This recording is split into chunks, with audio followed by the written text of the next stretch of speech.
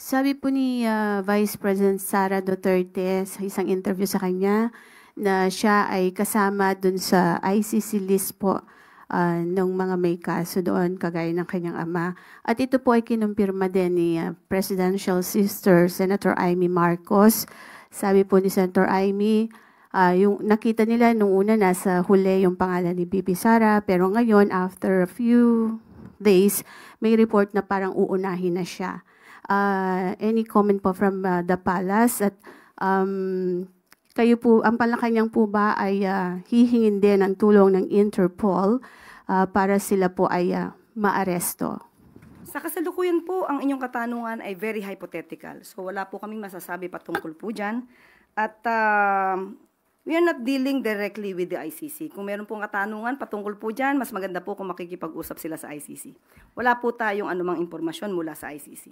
So wala pong information ng government kung kasama sina BP Sara, Senator Bongo, Senator Bato de la Rosa, yung mga dating ilang police officials, nakasama po sila doon sa kaso against FPRRD? Kung saan po nakuha ng Vice Presidente ang kanilang impormasyon, mas mabuti po sana kung sa kanila kukunin. Dahil sa panahon po ngayon, wala po kami masasabi patungkol po dyan. Thank you. Next question, Jean Mangalus, Philstar. Good morning, or good afternoon. Local officials from Bulacan are urging a deeper probe into the deals of the Villar-owned Prime Water, which has been accused of poor service and high costs. So how does the palace respond to this call? Unang-una po, sinabi po natin na ang kakulangan sa serbisyo ay walang puwang sa administrasyon ni Pangulong Marcos Jr. Ang pangangailangan po ng tao sa malinis na tubig, sapat na supply ng tubig, ay dapat lang po nararapat at hindi pa negosyo lamang, kundi ito ay dapat na kinakalinga ang pangangailangan ng taong bayan. Mag-uutos po ang Pangulo para mag-imbestigahan po ito. Follow up. Considering that one of the administration's bet, Representative Villar, is directly linked to Prime Water, are we still confident in the service that she could provide if she's elected as a senator? Confidence on how she will perform? Well, it depends on how she will perform. If we will have distrust on her, well, we have to give it to her. But he should prove that she could perform as a leader. With this issue regarding Prime Waters, if there's a need for them to resolve the issues raised by the consumers, I think we should immediately make an immediate action on that. Ma'am, last question, medyo off topic, but while I have your attention, does the palace have a comment on the recent Taiwan report that says the Philippines allegedly started military engagements with Taiwan? Does the Philippine government categorically confirm or deny that we have military ties with Taiwan? We will just defer the question to the National Defense. Next question, Ana Badjo, GMA News Online.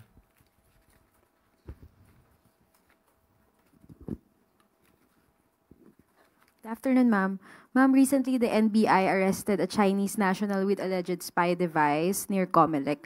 Has this information reached the president, and may we know if he has specific instructions regarding the matter, ma'am? That is an issue of national security, so we will just leave it at that. We will leave it at that, and we will just have an investigation, thorough investigation on that matter. Ma'am, how concerning this matter is for the Marcos administration? It's quite alarming. It's quite alarming. And that's there is still the president has distrust on the intelligence agents that made the operation. So we will just have to wait for the final investigation on that matter. Pero ma'am, sa ngayon po, wala pa pong instruction para ipatawag si Chinese Ambassador Wang Xilian, given na ganito na po yung developments regarding this alleged Chinese espionage? Ibabato na lang po natin ang katanungan sa ating si Secretary Gibo patungkol po dyan. Thank you, ma'am.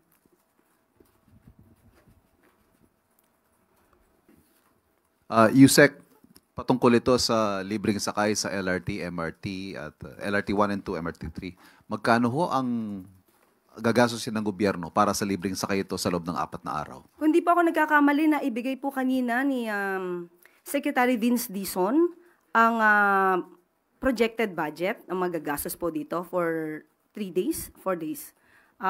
From April 30 to May 3, opo, 4 days. At hindi po ito kukulangin at talagang popondohan po ito. May pondo pong sapat. Opo, magkano po, Yusek, if I may ask? Nasa aking cellphone po, alam ko po na report na po yata kanina ni Secretary Vince Dizon. Kailan po ito po ay nasa aking, naibigay po sa akin kanina ng Secretary Vince Dizon ang, bibigay ko po sa inyo maya-maya. Yeah. After ko makita po sa aking cellphone na Sige, ibigay ma'am. po niya yung kanya. Opo. May tanong ko na rin po, karaniwan kasi pag halimbawa yan, Labor Day, just on the day itself ang libre. At specific sector lang yung magbe-benefit. For example, kung Labor Day, workers. Kung Veterans Day, mga veterans. Ano ho kaya naging decision-making dito? Bakit siya binigay ng 4 na araw at para sa lahat? Kasi po, kung May 1 lang po ibibigay, karamihan naman po walang pasok. So, hindi naman po nila mararamdaman. Yung benepisyo matatanggap po nila. At sabi nga po ng ating Pangulo, ito po ay pagpabigay pugay na rin po sa ating mga workers. So bigyan po natin kahit konting kaginhawahan at para maibsan naman yung konting hirap sa pamamasahe dahil malaki din po itong gastusin para sa mga manggagawa. At ito pong benepisyo ito ay binibigay ilang araw bagong eleksyon at sunod-sunod din po yung mga surveys on approval and trust ratings. Ano ho ang masasabi ng Malacanang sa mga maaring hindi maiwasang magbigay ng mali siya rito sa pagbibigay ng benepisyong ito sa mga manggagawa at sa mga commuter? Ang May 1 po kasi International Labor Day po ito. Hindi naman po natin pwedeng ibigay ito sa mga manggagawa sa December. So tama lamang po sa panahon kung kailan dapat sineselebrate po ang Labor Day, doon lamang po natin ibigay. Pero yun nga po, hanggang May 3. Opo. Para wag naman po natin bigyan ng mali siya. Hayaan po natin makinabang yung taong bayan sa mga maaaring itulong ng gobyerno sa kanila. Salamat. Jinky Baticados, IBC 13. Hi, ma'am. Ma'am, doon lang ako sa rollout po ng bigas para bukas. Ano po ang reaction ng Palace, ma'am? Dahil merong exemption na binigay ang COMELEC last Friday. It was signed already. But then po, sinasabi kanina ni Chairman George Garcia na they're waiting for the DA to have clarification with them kasi as far as they know, yung reso po na parang inilabas nila last Friday, sumasaklaw ng condition that says May 2 to 12 po, hindi siya applicable ng exemption. Okay, sabi nga po sa atin ni DA Secretary Kiko Laurel, nag-apply po sila ng exemption, nabigyan naman po sila. So ang hinihintay, sa buong kadiwa po ito, exempted po. So ang hinihintay na lamang po natin ay ang patungkol po sa LGU. Well, anyway, ang good news po, bukas po ilo-launch sa Cebu ang nasabing 20 pesos. At lahat po, 20 bigas, meron na. Okay? At sa Cebu po, hindi lamang po vulnerable sectors ang makikinabang. Sa araw po, bukas po sa bukas. Bukas po lahat ay pwede pong mag-avail sa Kadiwa stores sa Cebu.